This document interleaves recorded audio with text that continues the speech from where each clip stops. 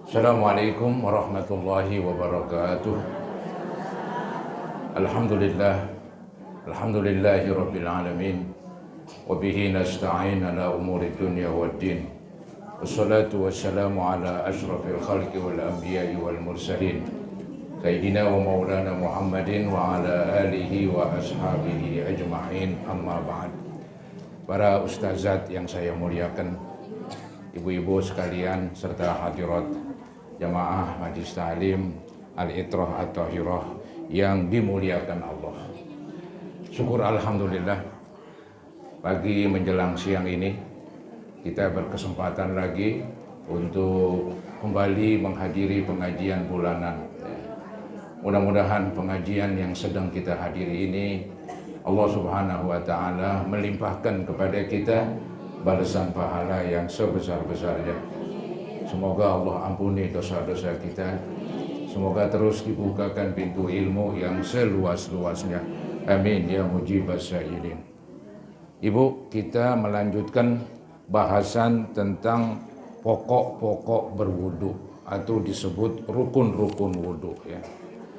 Rukun wudu sebagaimana yang telah saya sering jelaskan, jumlahnya ada 6 ya.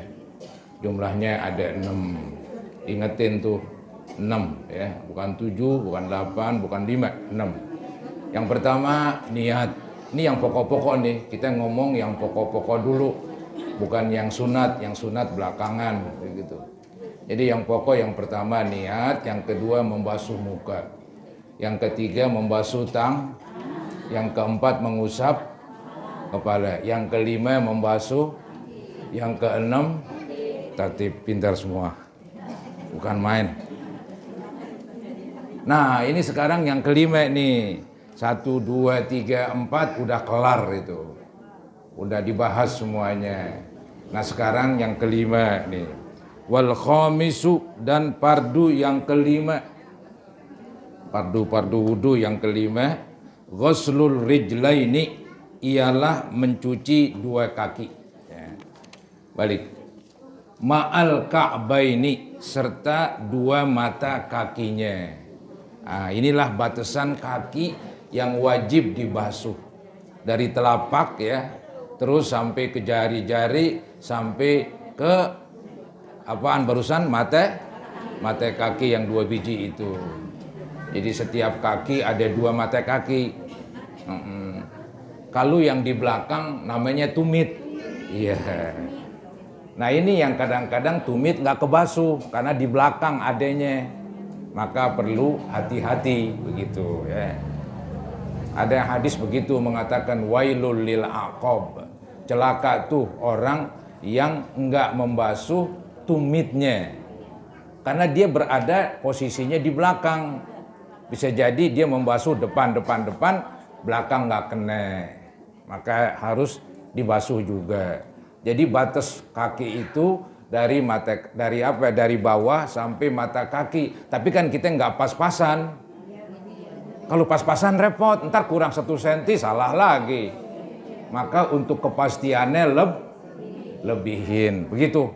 Ya lebihin dah, mungkin sampai betis, mungkin sampai dengkul, begitu ya. Biar nanti lagi di akhirat kakinya terang benderang begitu ya. Jadi serta 2 mata kakinya. Illam yakunil mutawaddi'u labisan lil khuffain. Jika orang yang berwudu itu tidak memakai 2 sepatu. Di sini dibilang 2 sepatu doang, tapi sih ini sepatu khusus. Orang sebut namanya sepatu khuf. Ya. Saya pernah ngelihat itu orang Arab ketika di Madinah, musim dingin, emang di Madinah itu kalau bikin haji ya dingin. Nah itu mereka untuk menghindar dingin misalnya pakai sepatu, ke masjid pakai sepatu, sembayang pakai sepatu, namanya sepatu khuf. Cuman sepatunya tipis, nggak kayak kita kan ada haknya tuh. Dia nggak polos aja, kayak sarung kaki.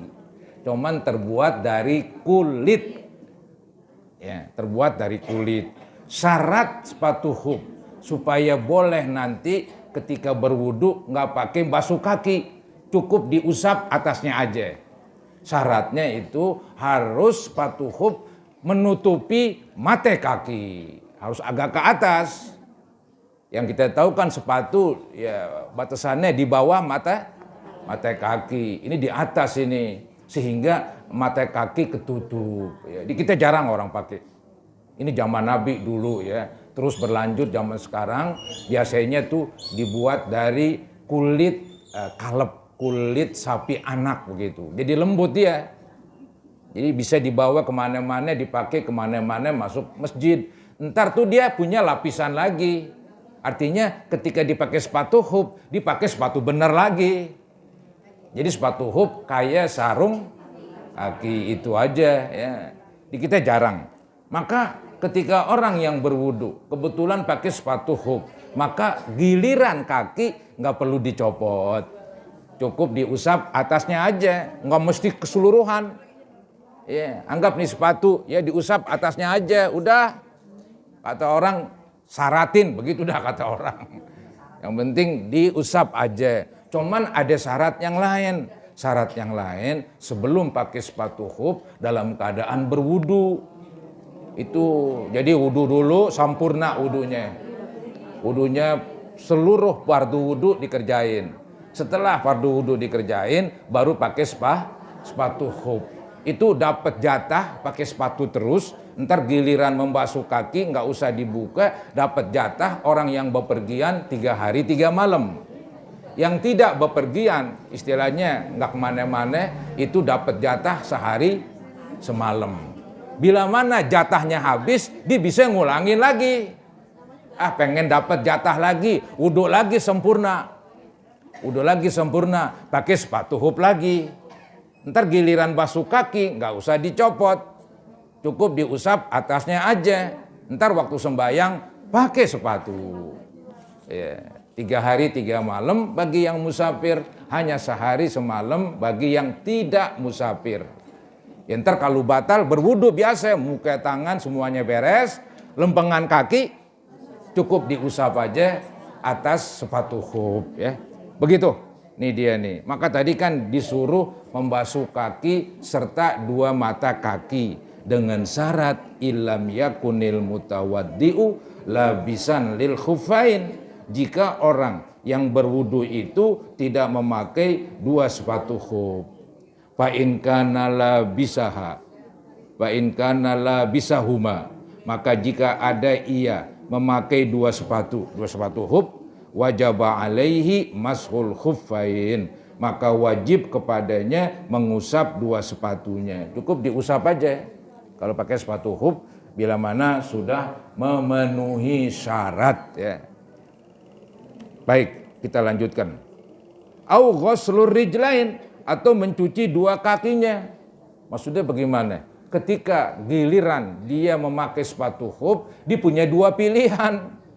Mau yang gampang, usap aja atasnya, sembayang pakai sepatu hub.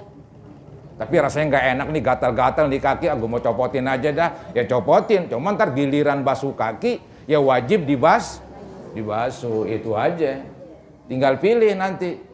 Ya, boleh netepin sepatu hub, cukup mengusap atasnya aja, boleh kita copotin. Cuman kalau kita copotin, wajib dibasuh tuh kakinya.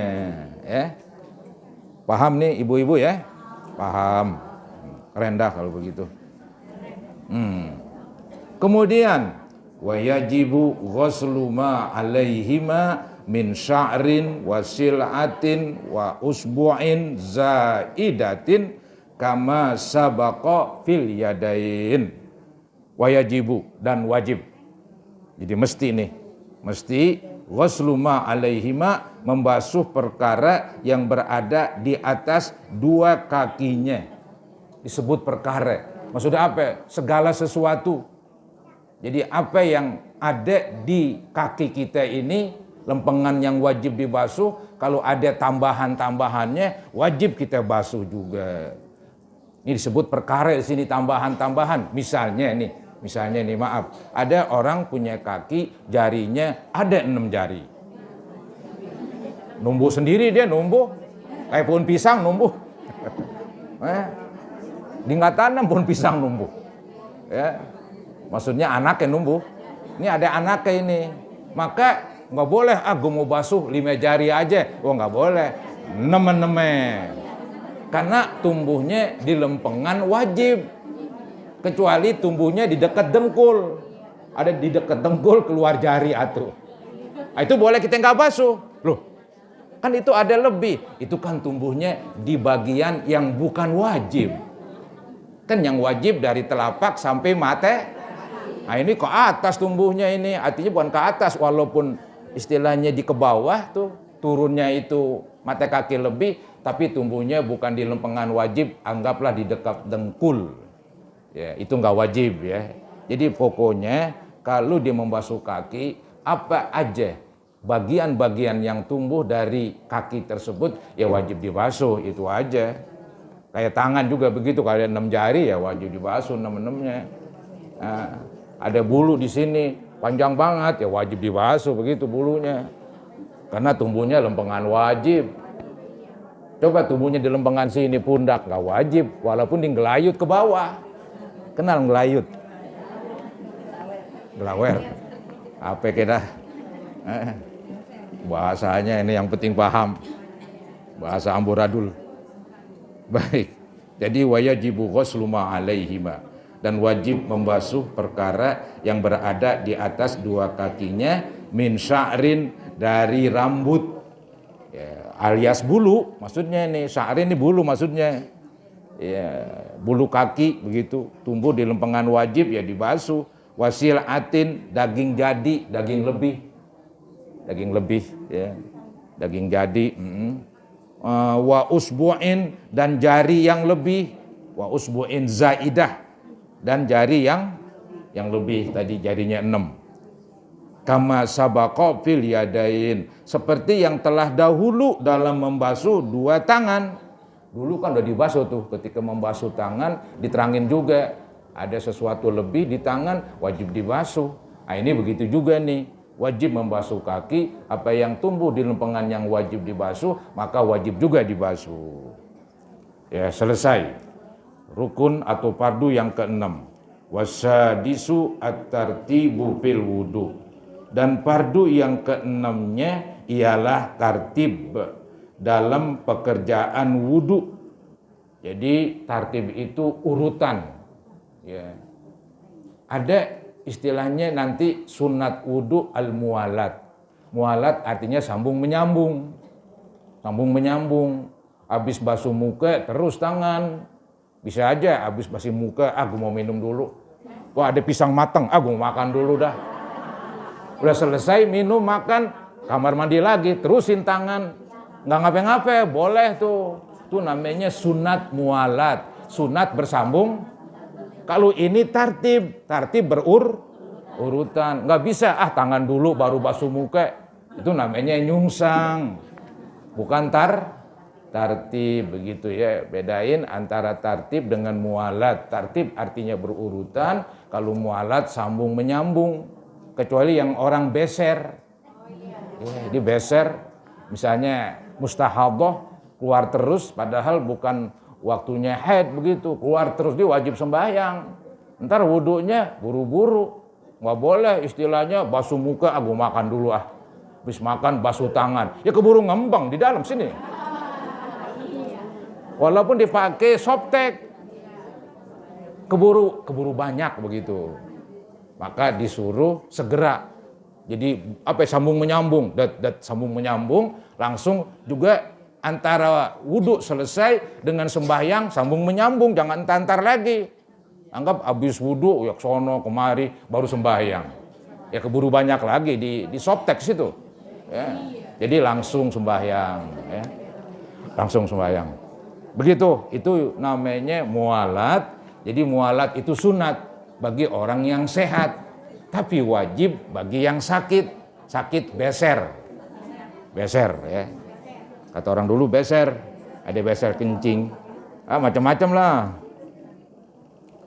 Wasadis at-tartibu fil wudu, dan fardu yang ke-6-nya ialah tartib dalam pekerjaan wudu alama ay alal wajhil ladzi dzakarnahu fi addil furudi.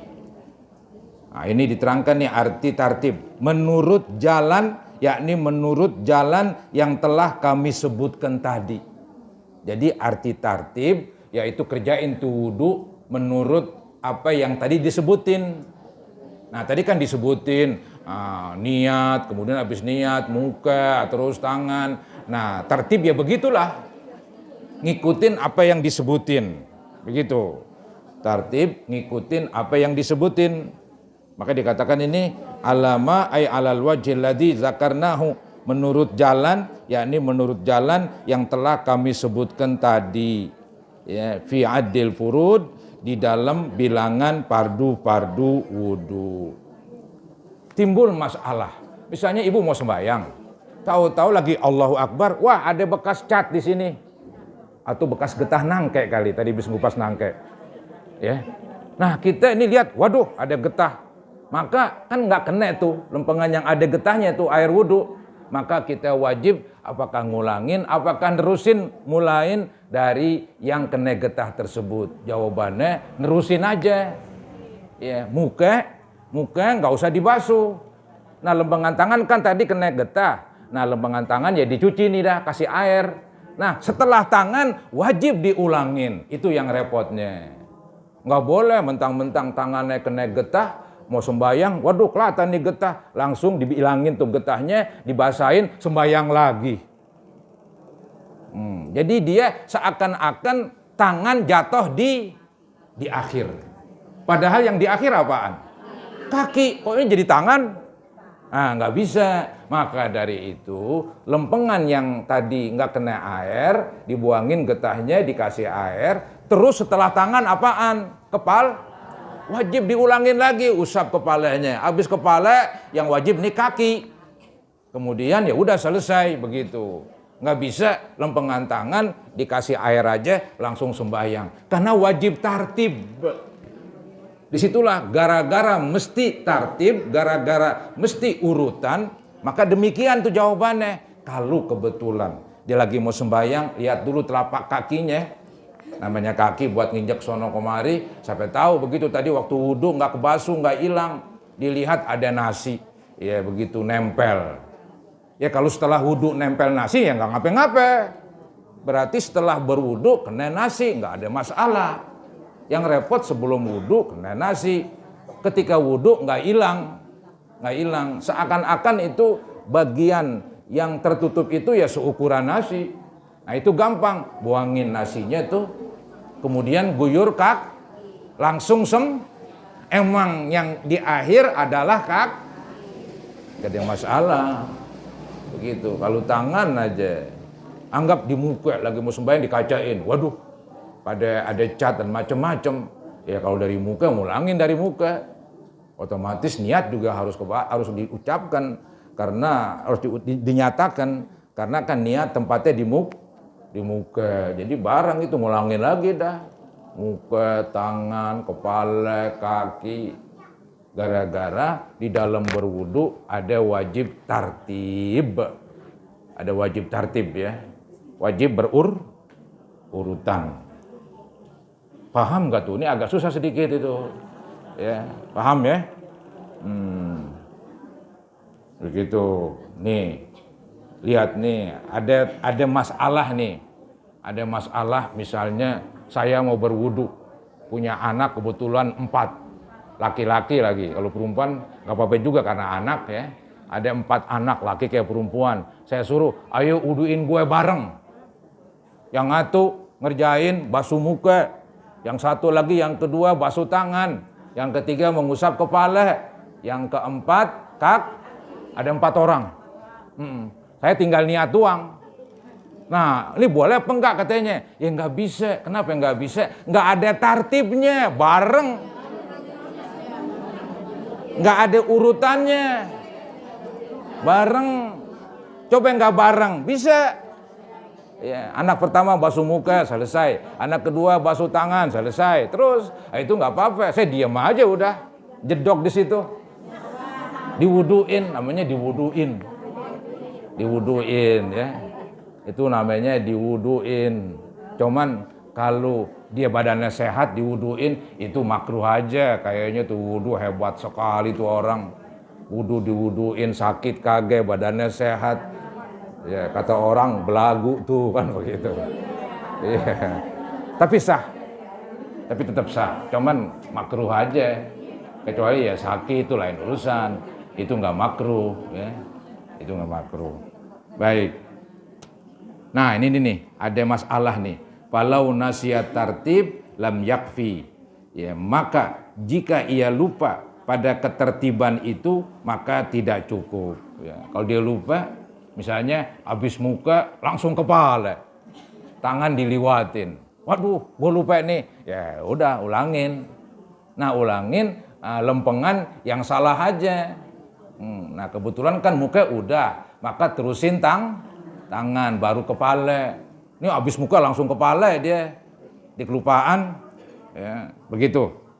Itu arti falau nasiyat tartib lam yakfi. Ya, maka jika ia lupa pada ketertiban itu, maka tidak cukup, nggak memadai, nggak sah wudunya, begitu. Nah, ini yang tadi saya bilang nih, walau wasala arba'atun a'dha'ahu, dan jika lau mencuci 4 orang, ada 4 orang, ada 4 anaknya nih, disuruh cuci, disuruh basuh a'dha'ahu, kepada anggota-anggota wudu, daf'atan wahidatan, ya. Jadi anggota-anggota wudu mutawaddi, wudu orang yang berwudu. Nah, minum dulu dah.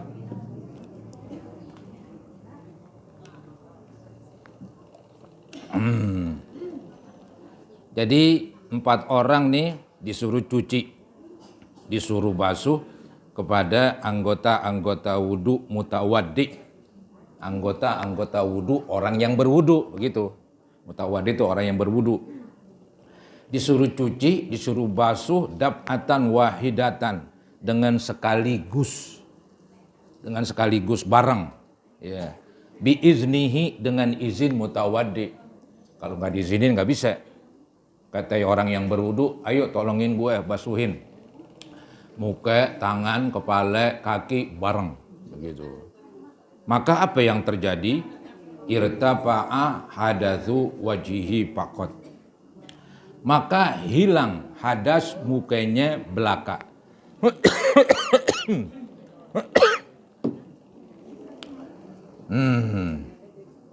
Hilang tuh hadas mukanya doang. Maksudnya apa? Maksudnya yang sah mukanya doang, tangannya nggak sah, ya, kepalanya nggak sah, kakinya nggak sah. Kenapa? Diwuduin bareng, yang sah yang mana? Muka doang. Oh, yang muka yang sah, karena dia yang pertama, mau nggak mau dia yang menang. Yang lain nggak dianggap, karena bareng. Mestinya kan berurutan, 1, 2, 3, ini sekaligus 4 begitu. Kan bagaimana sekaligus 4? Jadi nggak bisa, sehingga yang sah bagian muka doang. Dibilang di sini terangkat hadas mukanya. Maksudnya apa? Maksudnya mukanya yang satu wudunya. Kan kita disuruh berwudu, membasuh muka. Kenapa? Karena di muka ada hadas. Disuruh membasuh karena di tangan ada hadas. Disuruh ngusap kepala, karena di kepala ada hadas. Disuruh membasuh kaki, di kaki ada hadas, maka wajib dibasuh. Ketika dibasuh hadasnya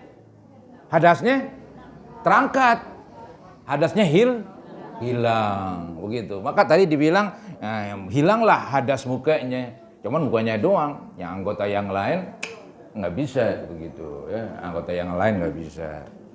Paham tuh omongan saya? Paham, pokoknya paham terus dah. Ntar saya cek paham apa enggak. Yang nggak paham saya mau setrap diri di sini. Enggak lah. Kepada gede udah.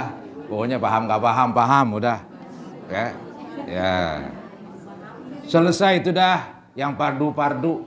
Ya, yang fardu wudu, yang rukun wudu ada 6 tadi. Niat, muka, tangan, kepala, kaki, tertib, dah itu aja, ya.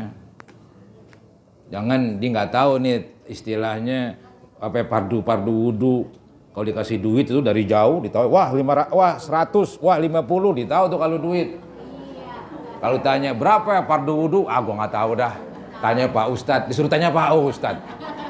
Yang bener aja. Duit dikenal banget. Pelajaran di nggak tahu. Padahal itu yang pokok. Ini apa gunanya? Kita harus tahu yang pardu.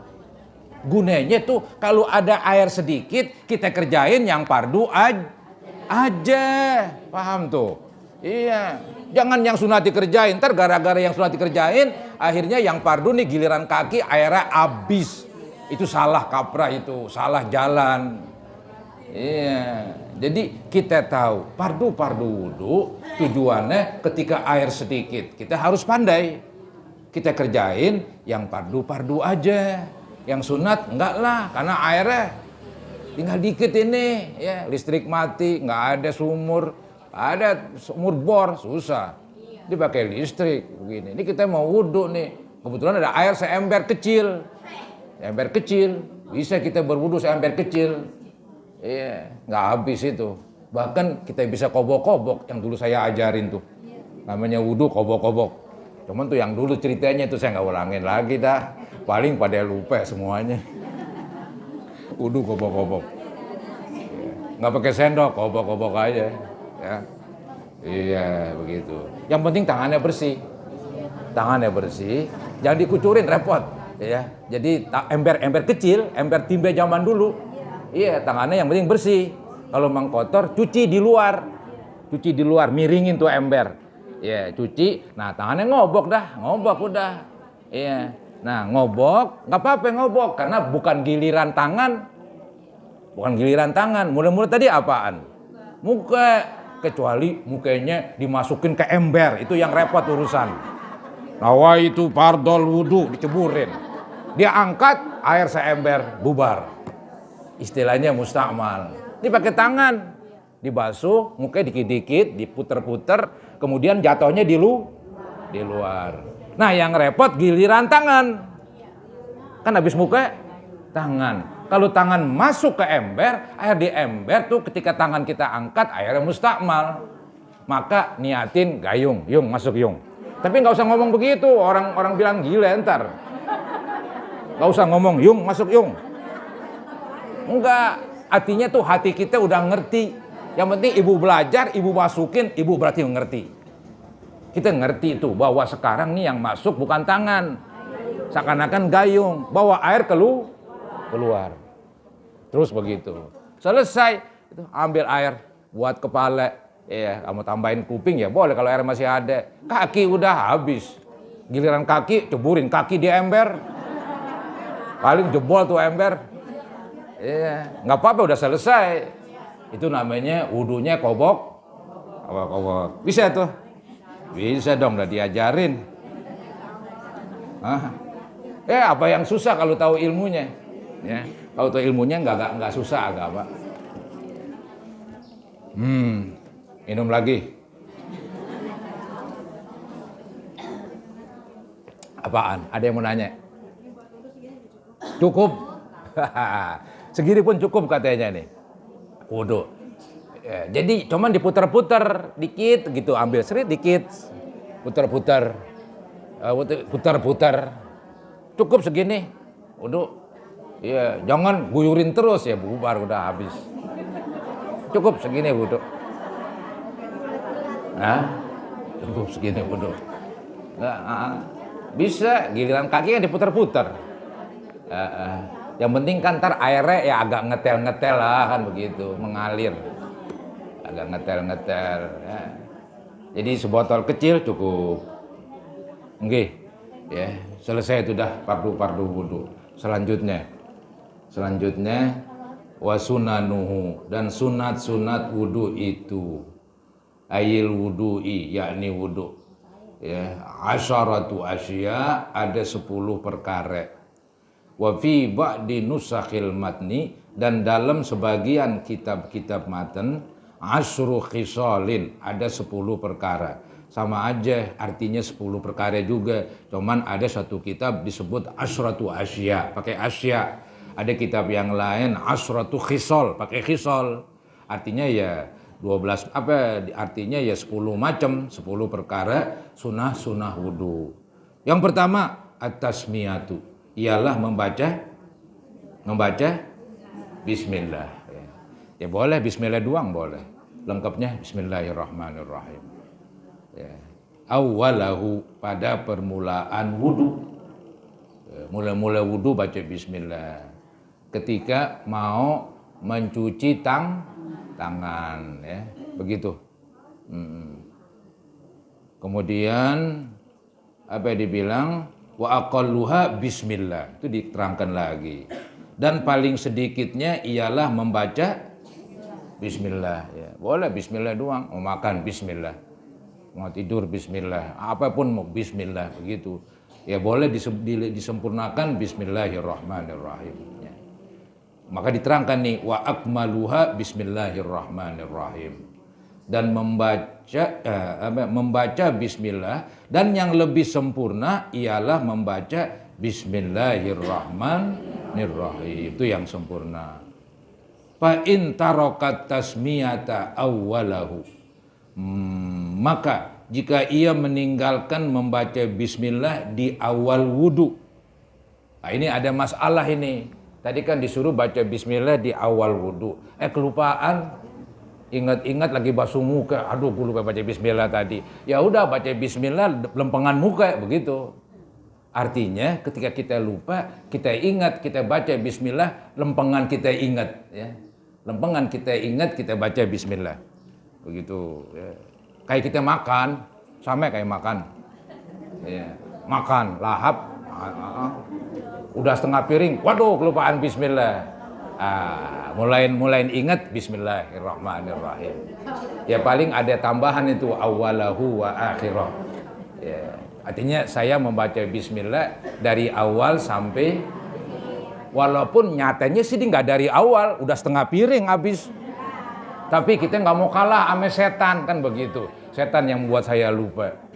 Maka ketika saya ingat baca bismillah, walaupun udah setengah piring begitu.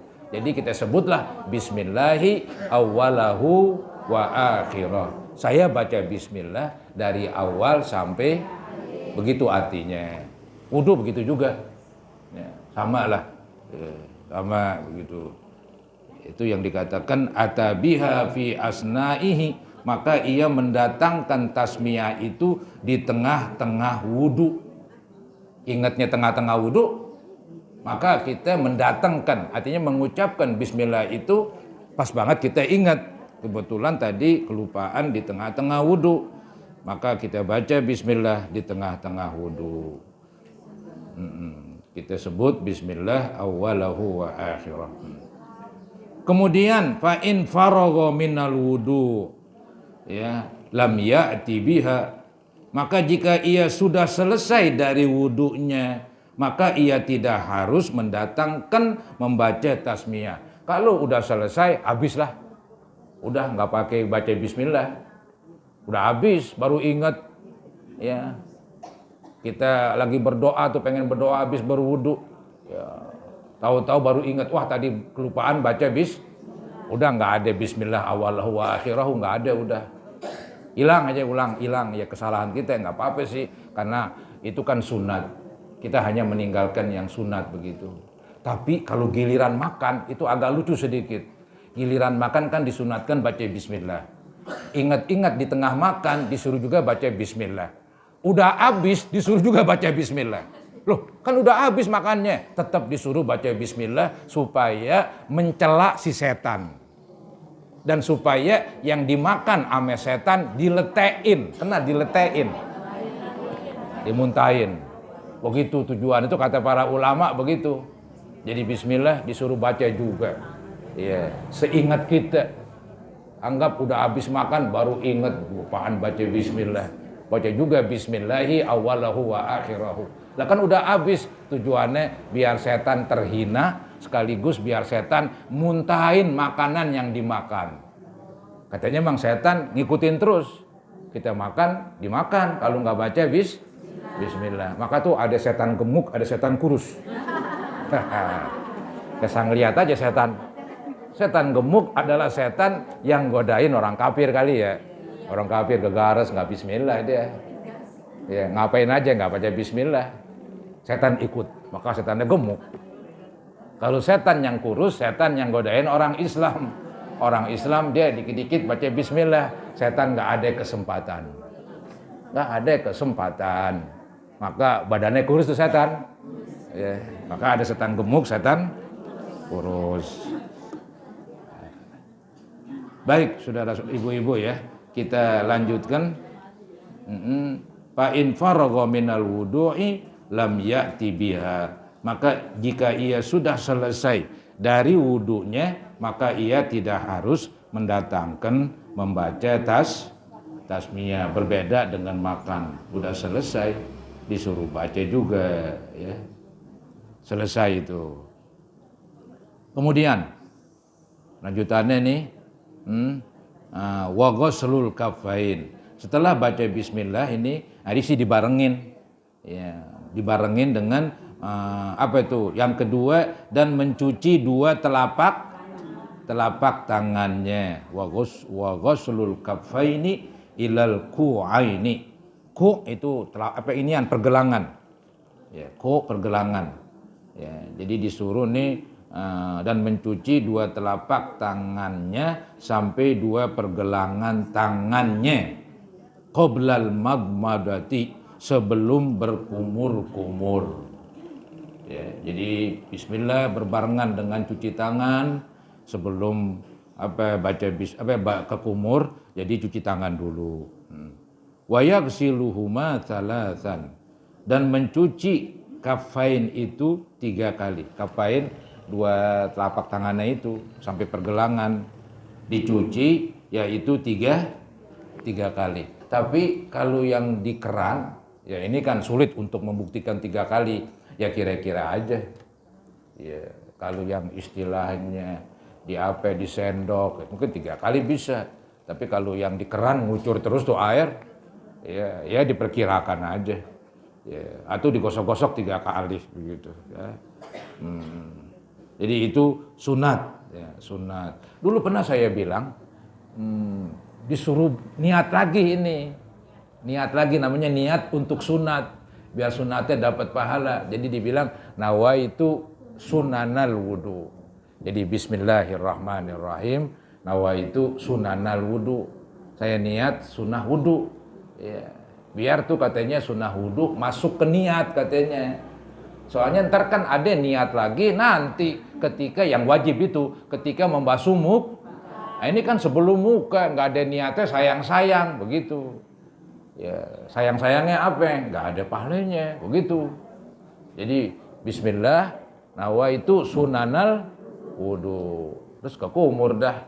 Masukin air ke hidung. Niat lagi nawaitu raf'a hadasil asghar atau nawaitu fardhol wudu.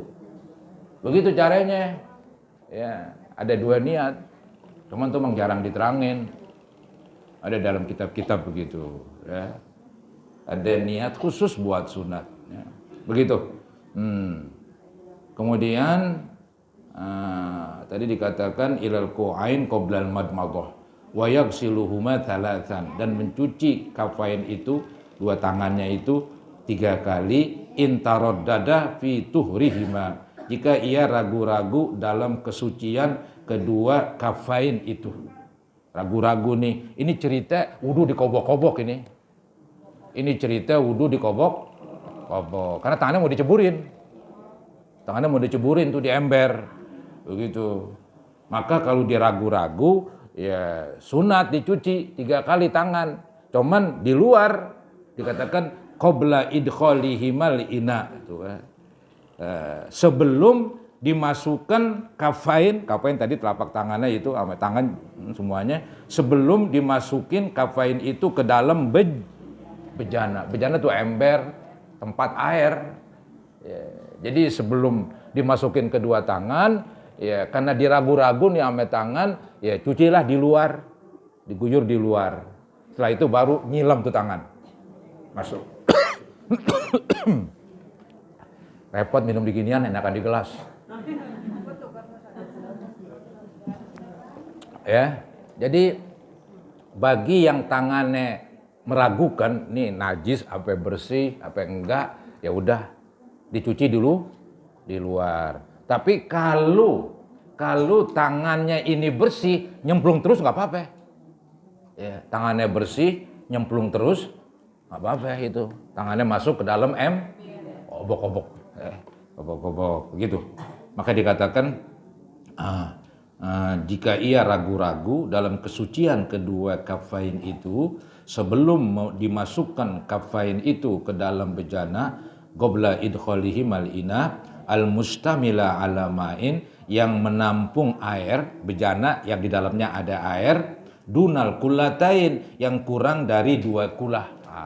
Airnya sedikit, seember. Kalau airnya banyak, tangan masih bodoh aja udah. Ya, anggap nih tangannya, maaf nih, ada najis sedikit, diceburin aja. Karena air banyak, ya, itu nggak apa-apa.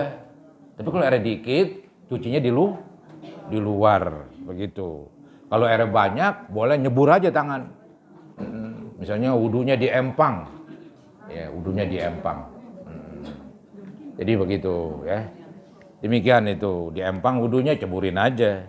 Itu kan 2 kulah 270, ada yang bilang 270, ada yang bilang 235 liter. Ya, ada yang bilang 270, ada yang bilang 235 liter. Itu 2 kulah itu yang boleh kobok-kobok. Tapi kan saya bilang tadi, kalau air sedikit juga bisa kobok-kobok, asalkan tahu caranya, ya. Jadi yang menampung air yang kurang dari 2 kula. Tanggung ini, habisin dulu halaman 32. Fa illam yaghsilhuma kurihalahu ghamsuhuma fil inai. Maka jika ia tidak mencuci ku'ain, tidak mencuci 2 tangannya itu, maka makruh kepada mutawaddi, kepada orang yang berwudu, menenggelamkan kafain itu, memasukkan 2 telapak tangannya itu ke dalam bejana. Makruh. Tapi nggak najis, karena belum pasti ini kena najis penggah ya, najis penggah ya. Itu makruh tuh diceburin langsung. Nggak rusak tuh air. Karena masih meragukan, kecuali tadi emang gue yakin habis pegang kompol begitu. Anaknya kencing begitu, dipegang celananya yang basah.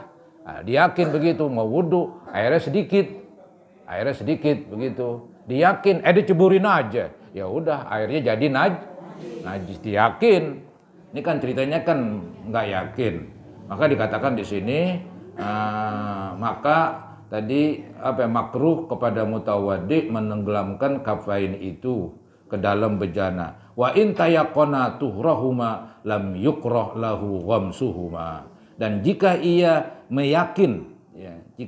meyakini akan sucinya kafain, diyakini tangannya bersih daripada najis, maka tidak makruh, nggak ngapa-ngapain, ceburin langsung. Ya, tidak makruh kepadanya menenggelamkan kafain ke dalam bejana. Ya, selesai itu dah tentang sunnah wudu, yaitu tadi baca bismillah, kedua membasuh tangan ini, pergelangan itu. Nanti yang ketiga, yang keempat, yang kelima. Jadi dipisahin memang penjelasannya. Fardu wudu terpisah sendiri ada 6, ntar sunnah wudu terpisah sendiri ada 10. Ya. Nah, itu baru 2, tinggal 8 lagi. Mudah-mudahan apa yang saya sampaikan menjadi ilmu yang bermanfaat. Amin ya rabbal alamin.